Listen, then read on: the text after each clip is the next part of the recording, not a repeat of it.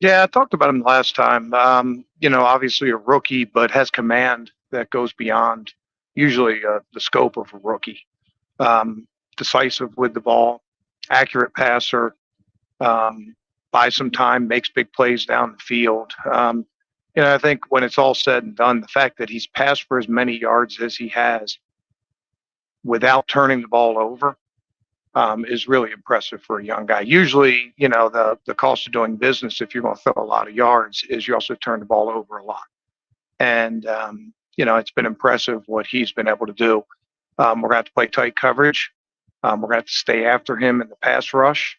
Those are, and we're going to have to limit run after the catch because he does a good job of giving his guys opportunities to run after the catch, including Nico Collins, who's that's one of the things he does best. Jim, I was just going to say the list of breaking quarterbacks who would win their first playoff game is very short. Yeah, Joe Flacco was one. Yeah, he beat me. 2008 Titans. Just could never make a mistake. I think we turned the ball over like 4 times in the plus 20. Chris Johnson started off the game. He had like 100 yards in the first quarter and then got an ankle sprain and missed the rest of the game. But yeah, Joe was a rookie, and it was a low scoring game. But he got it. So I'm glad Joe's on our side, and I'm glad history's sort of on the other side. There's no league. You feel pressure of a playoff game affects rookies? I don't know. I'm sure it just depends on the guy. I can't speak for him. I think playoffs come down to, who can be themselves the best, if that makes sense. Can we be the best version of ourselves versus the Texans being the best version of themselves? I think that's when it's all said and done. You've got 17 games under your belt. There's not a whole lot you're going to pull out that another team hasn't seen, and really at this point of the year, people are going with what they do best. And, so I think that has a lot to do with it. I really can't worry about him and how he'll treat the game as much as we're just focused on our guys and how we're going to treat the game. We know it's the playoffs. Every mistake is amplified. Every big play is amplified. Mistake can send you home. A big play can help you advance, and that's what it is. It's single elimination football, and whatever you can do to advance each week, that's what you have to do, and that's where our focus is. Yeah, when you first got here and met with Miles, did you set expectations for him in any way? And if so, over the course of the season, the year, how has he responded? Yeah, I'll keep conversations I have with players to myself and to the player. If they want to talk about it, that's fine. But I don't think it's my place to reveal those kind of conversations. But he has been everything that we expected. He affects the game every single time he's on the field. He's played well against the run. He's played well against the pass. One of the best players. I said this a few weeks ago. Probably one of the 3 best players I've coached in 31 years. Jim, I saw a stat.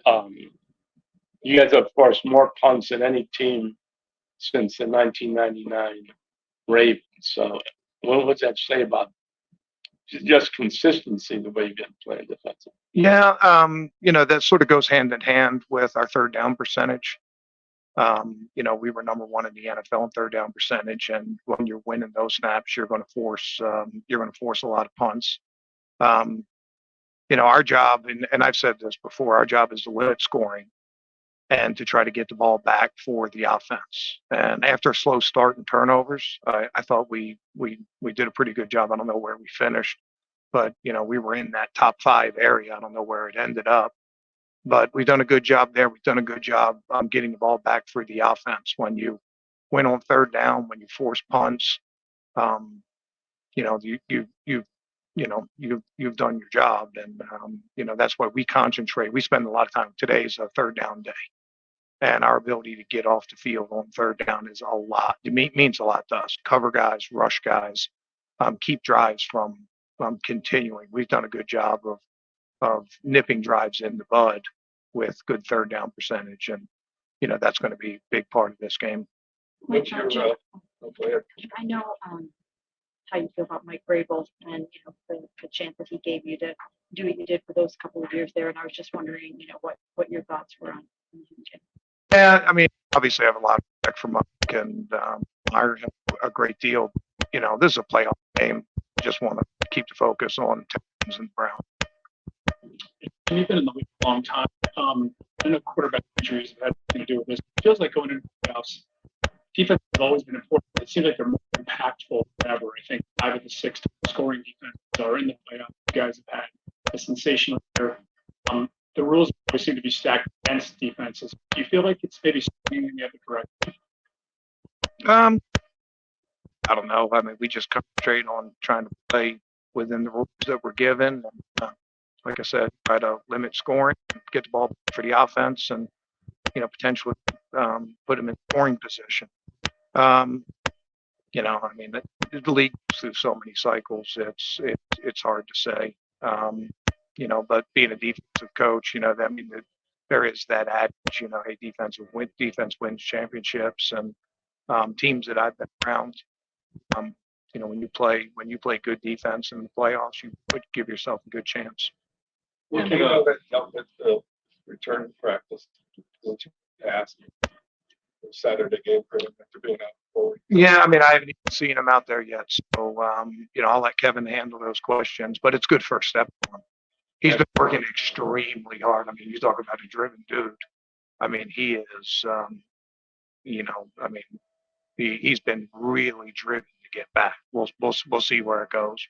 And with Thornhill missing time also during that, I'll have the Bickman and Anthony Bell and Harmon. Yeah, I can't say enough good things about those guys. They were 4 or 5 and not on the depth chart at the beginning of the year. And they've come in and, played really good football for us. And I mentioned this before about Ronnie, a little bit talking about CJ Stroud. Usually when you're rookies, they can do their job, but they need somebody to tell them what to do or somebody else to make the calls. When Juan was down, when Grant was down, Ronnie really became the glue of our secondary and communicated as good, if not better, than any rookie safety I've been around. And I think that's, he's made plays.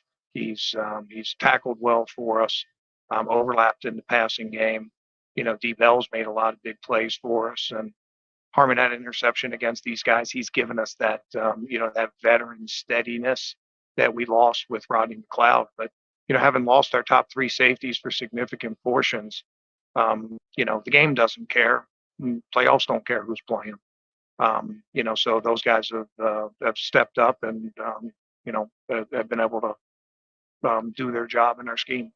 Did you see Hobo come back, and did he show you enough against Cincinnati that you think he can't be a viable part of the team? Yeah, we just wanted to get him going a little bit in that game, just sort of pick and choose our spots, but he's certainly in the mix. And, if he can give us some good pass rushes, give us some good snaps, that'll go a long way. Keep some of the other guys fresh, but, he's been a big part of our third down success. And we've missed him over these last 5 weeks, whatever it's been, 4 weeks, 5 weeks. I can't keep track of time now, but it was good to see him back out there. He brings a lot of energy to the practice field, and I'm confident he can make some plays on Sunday. To go back to the safeties, I know Rodney obviously hasn't been able to play, but the fact that he's stuck around here in rehab, how crucial has he been to bring those younger guys into Brown when he got here, and just now that you guys are in this critical stretch here? Yeah, he's found a way to contribute even without being on the field. And I could be here for a month talking about the respect that I have for Rodney. He wore the helmet for me, 2 different teams. And another guy that I just totally respect and admire.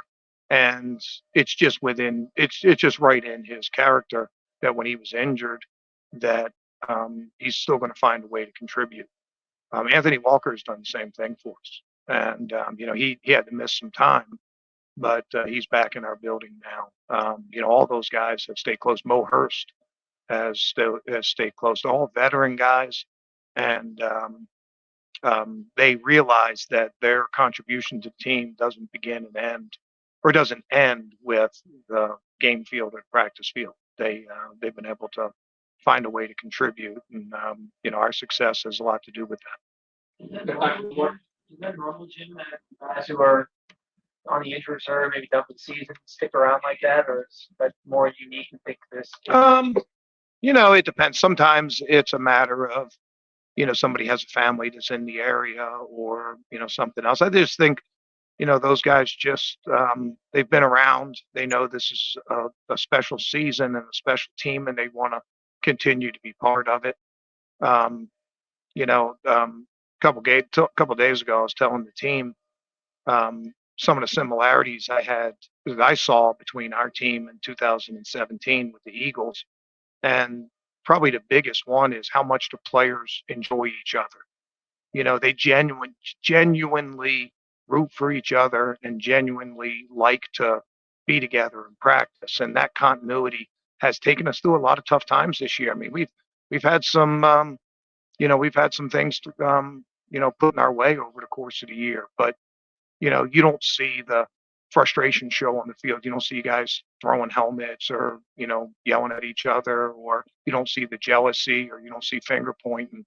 And that was probably the thing that stood out the most between like our team and where we've been. A lot of people have made thing of lost a starting quarterback and veteran replaces him and multiple injuries and things like that. But I just say our team genuinely has fun together. And you can do some things as coach to try to push them in that direction, but it has to come organically from them. And that's been developing over the course of the whole season. I think we're stronger now as a result of some of the tough times we've been through, and we're going to have to rely on some of that resilience as we go through this playoff season. Like I said, a great play can propel you. A missed opportunity, drop pass, a dropped interception, a missed assignment can send you home. It's high stakes, and I think our guys are ready for that challenge.